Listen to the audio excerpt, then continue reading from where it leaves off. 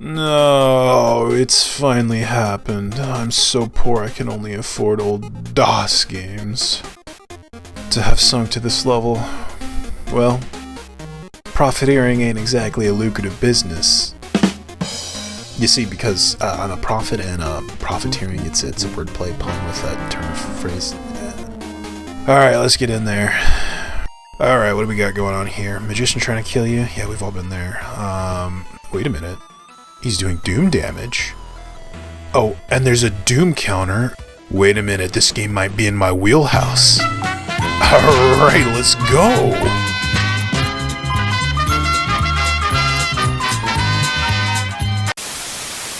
I am a purveyor of the strange, the weird, the macabre, the sinister, the bizarre, and the otherworldly. A soothsayer by trade, and a prophet by profession.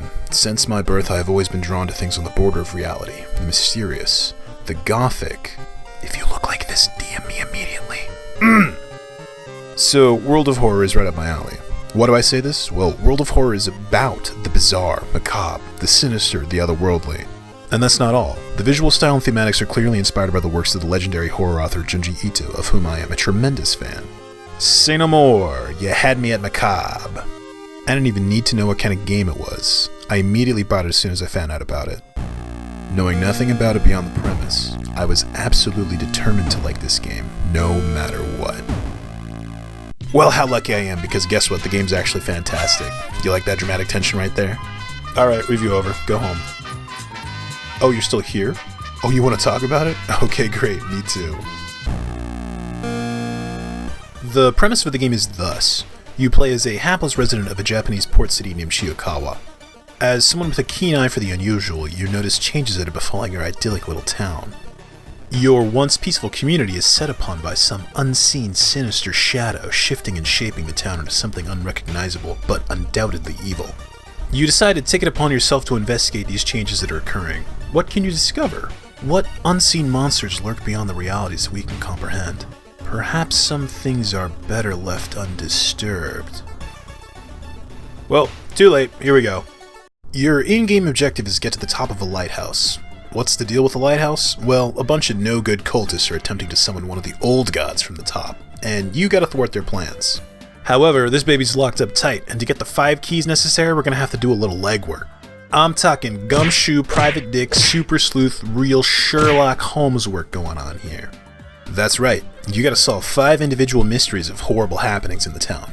After solving each one, you'll get a key and a short respite to prepare for your next excursion, leading up to your final confrontation at the top of the lighthouse. I guess you could call this game a roguelike? Roguelite? I don't know what the terminology they use nowadays is. Basically, every time you play this game, you're starting a new run. There's a high degree of randomness to each run, which I'll talk about later. So, after a couple tutorial mysteries, you'll be ready to take on the full game, which is 5 full mysteries plus the lighthouse, which serves as an end dungeon in itself. Your Hercule Poirot-looking ass starts out in your apartment, which is the base of your operations. You can chill here a bit to recover in between mysteries, taking a nice ice bath to fix your brain problems. From your apartment, you can launch into any of the 5 mysteries required. These mysteries play out differently depending on the choices you make during your investigation, as well as the timeline of the game, which is one of the setup variables. Actual gameplay is sort of weird. The most important thing to keep track of is the doom counter at the top. Basically, every action you take will incur some sort of doom penalty. When it fills up, game over. I guess it's a representation of just how close the cultists are to summoning Cthulhu or whatever old god they've chosen on this run. So, armed with the knowledge that everything you do is on a timer, you must now act accordingly. The world of Horror is basically a series of locations. At every location you can do something to help your investigation at the cost of doom, or you can investigate specific locations to advance the mystery. In any given mystery, there will generally be a side objective that requires some extra time to pursue, but can be rewarding. Alternatively, you can choose to just power through only investigating necessary locations to advance the progression of the mystery. So what is investigation? Well, it's basically rolling the dice and seeing what wacky stuff is going to happen to you in Shiokawa today. The game will randomly select an event for you to tackle. Generally, in these events you're given some sort of choice to make, and often if you're well prepared and have specific items, you can deal with the situation better. There's a lot of these scenarios to encounter. I've been playing for around 30 hours and I still haven't seen them all yet, and they're generally varied and fun. Now, sometimes you'll have to engage in combat in these events or in specific boss battles, so let's talk about that.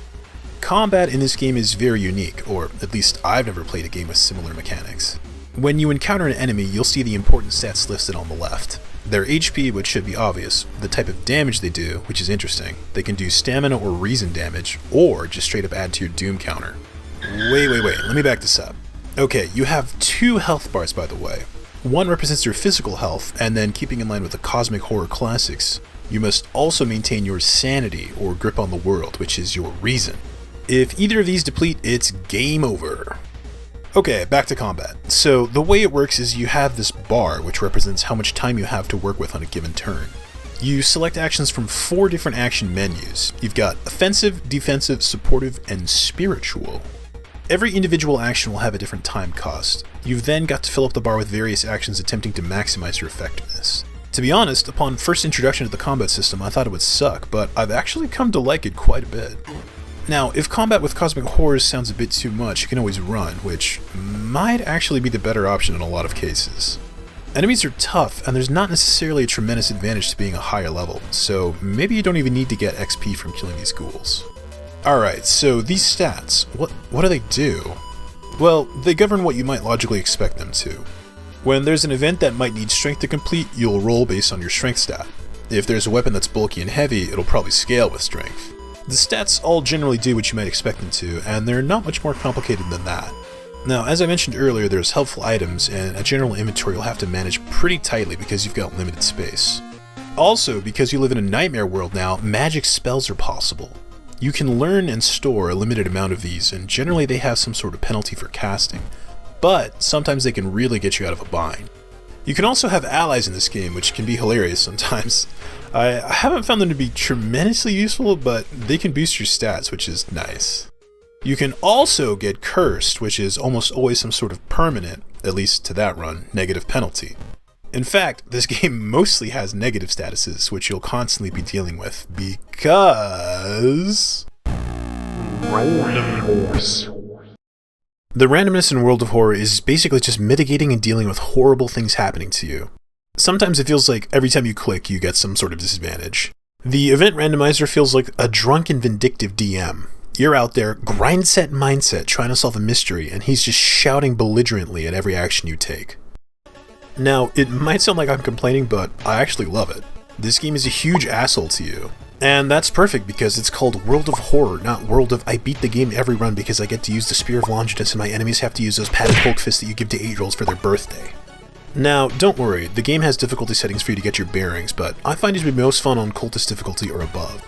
So, there's a lot about every run you can customize. You can choose characters that have different abilities and stats, and you can choose a background which determines some starting rules for your run. You can choose what sort of events you see, and you can choose which old god governs this playthrough. These battle boys all have some gameplay modifier, like you can't run from combat, or enemies and you do double damage. As you play, you unlock even more ways to customize, and as you can see here, I still have a lot of work to do, and I've already put in decent hours. Anyway, this element of randomness leads to a lot of replayability. A run is at most an hour long, so you can get quite a few in a play session. You'll have terrible lows where you get crushed by things like Akamanto, but you'll also have incredible highs where you just get gifted the katana from an alternate reality that does 16 damage a swing. Visuals and style. It's so good. The developer calls this a 1-bit game, which I don't think is technically correct at all, but I'll let it slide. You've got tasty, tasty pixel art with manga-style dithering and shading. As you may have noticed, you can also switch up the palette and even mix in a secondary color. You can even sort of do my colors, although it doesn't look too great to be honest. Again, the obvious visual inspiration here is the famous horror manga artist Junji Ito.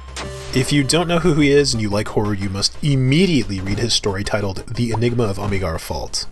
If you don't like horror, don't read anything of his, because some of his works have genuinely kept me up at night. The other thing to mention is that this game is styled to be in the world of 1984, so it's meant to look like an old PC program.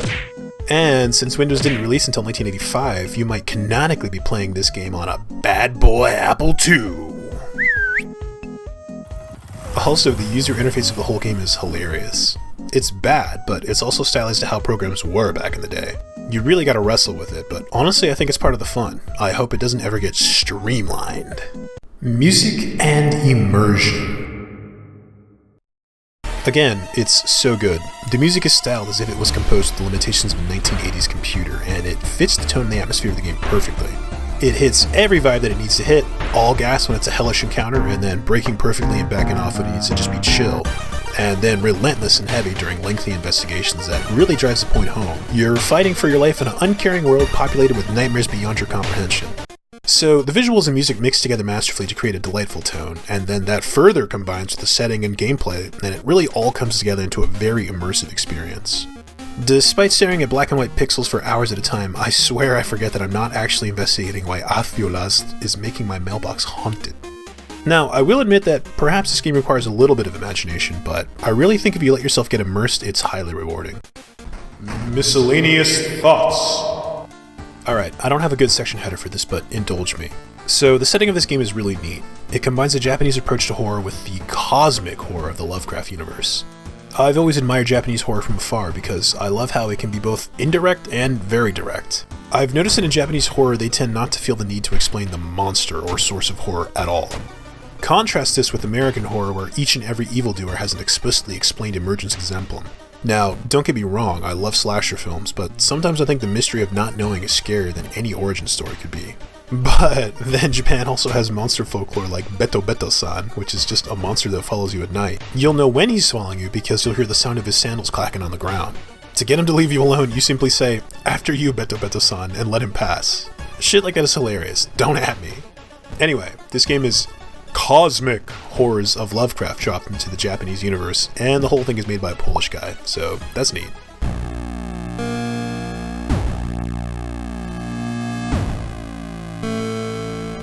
Closing thoughts. Okay, so technically this game is in early access, and has been so for forever. There's rumors that it's getting finished soon, but honestly there's plenty to do here. There's a lot of content and a modding scene, which I'm going to get into next. I think this is a great little game, and you should check it out, because it's pretty reasonably priced. I am excited for the full release, so I guess I'll see you in the video for that one if it ever happens. I think there's been enough Doom for one video, so have fun out there, and thanks for watching.